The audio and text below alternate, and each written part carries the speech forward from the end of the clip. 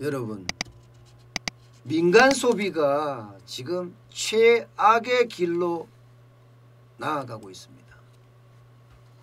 거의 17년 만에 가장 크게 감소가 될 거다, 이렇게 예측을 하고 있어요. 17년 만에. 한국은행이 발표한 거예요. 한국은행이 경제 전망 수정안을 발표를 했는데 그 내용에 보면요, 올해 민간 소비가 마이너스 1.4% 역성장할 거다, 이렇게 예측을 했습니다. 상반기에는요 마이너스 3.4%로 감소하고요, 하반기에도 0.6%로 소폭 성장하는 데 그칠 거다. 아주 충격적인 이야기입니다. 충격적인 이야기. 이 민간 소비가 마이너스로 전망한 것은요, 2003년인가요? 카드 사태가 있었습니다. 그때 사스가 또 유행을 했고요. 그래서 2003년에 마이너스 0.4 이후에 지금 17년 만에 최저치입니다.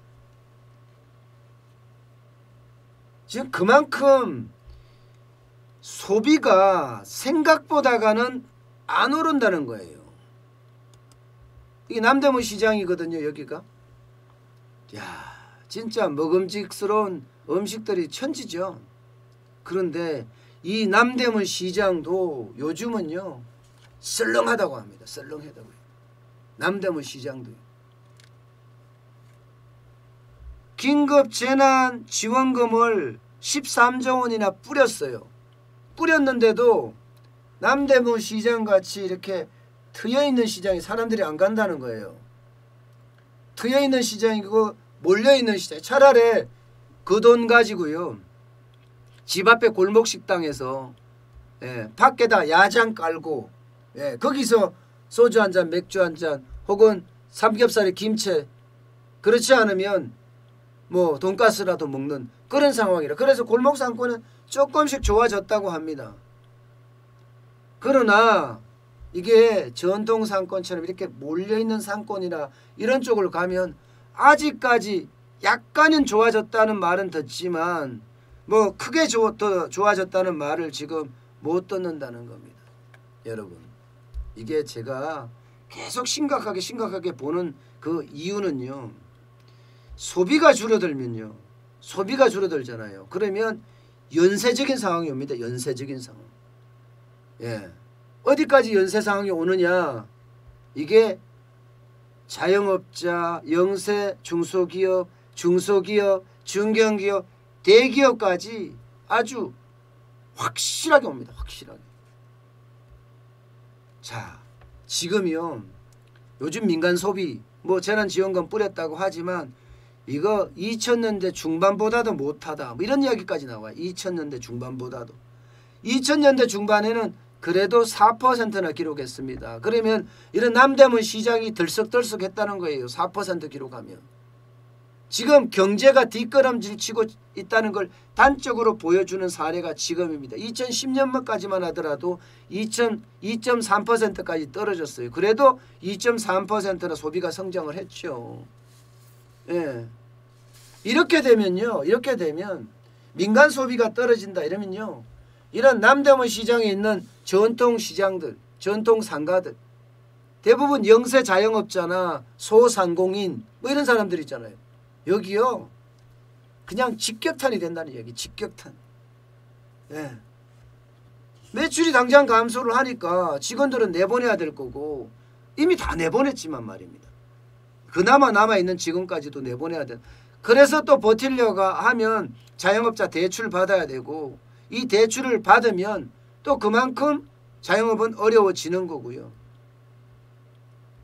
저는 자영업자의 어려움은 금방 끝날 것 같지가 않아요. 이렇게 민간 소비가 떨어진다, 일반적으로 분석할 때는요, 이게 전통적인 방법이긴 한데 뭐 어쨌든 문재인 정부는 아니라고 이야기는 해요. 일반적으로는 민간 소비가 드러나기 위해서는 건설이 좀 이렇게 활성화가 돼야 된다고 이야기를 해요. 건설은 사실상 뿌리거든요. 뿌리. 저는 소비의 뿌리가 건설에 있다고 저는 사실 생각을 하거든요. 근데 건설 부진이 지금 문재인 정부 들어서서 개판이죠. 아우 죄송합니다. 그냥 순간적으로 개판이란 말까지 나왔는데 개판은 맞긴 맞습니다. 예. 어쨌든 건설 부진이 계속 떨어지잖아요. 올해도 그래요. 올해도 보면 건설 투자가 마이너스 2.2% 역성장할 거다고 한은까지도 이렇게 추정을 하고 있습니다. 건설은요. 이게 전방산업과 후방산업 모두가 이렇게 한꺼번에 올리는 거거든요. 예. 아파트를 짓는다고 가정을 해보자고요. 그러면 아파트를 지으려고 그러면 땅도 사야 되고 그죠? 거기 일하는 사람 무지무지 많습니다. 무지무지 많아요. 이런 근로자들 말입니다. 그리고 그 아파트 짓는 데 들어가는 시멘트, 철근, 목재 뭐 수도 없죠. 수도 없습니다. 그야말로 전 품목이 망라돼서 들어간다고 생각하시면 돼요. 침대에, 냉장고에, 에어컨에 뭐 부엌을 꾸미려고 생각을 해보세요. 얼마나 많은 자료들이 들어가겠어요. 장롱까지도 들어가는 거잖아요. 예. 그리고 이게 다 지어지면 또 이사 처리해야 돼. 이사를 하면 인테리어 업체부터 시작해서 이사 업체들까지. 이거 부정하고 있거든요. 문재인 정부는. 건설 가지고 뭘 해. 이거는 옛날 과거, 예, 과거의 우파들이나 하는 거야. 뭐 이런 식의 생각이에요. 이런 식의 생각.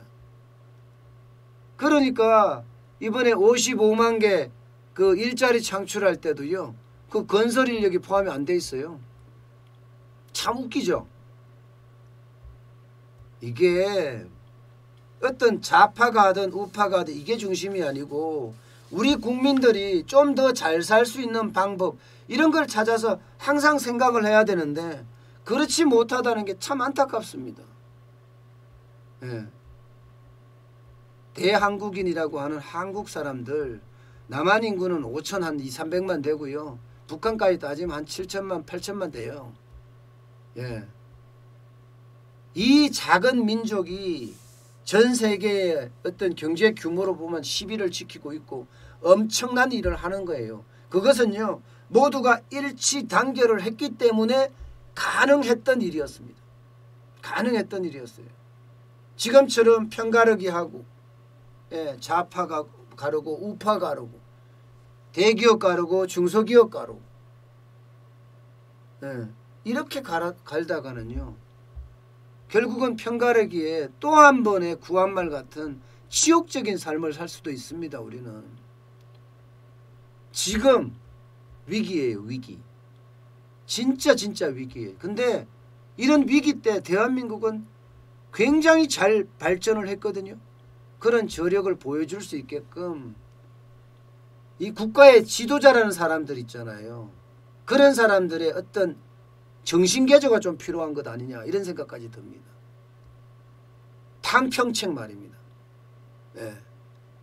대한민국의 발전을 생각한다면 그 누구라도 예, 등용을 해서 써야죠. 저는 그런 이야기를 참 많이 하긴 하는데요. 과연 이게 할까? 예. 그렇게 전환을 할까? 저는 그렇게 믿지는 않습니다. 워낙 고집불통이라서 그게 쉽지가 않을 것 같습니다.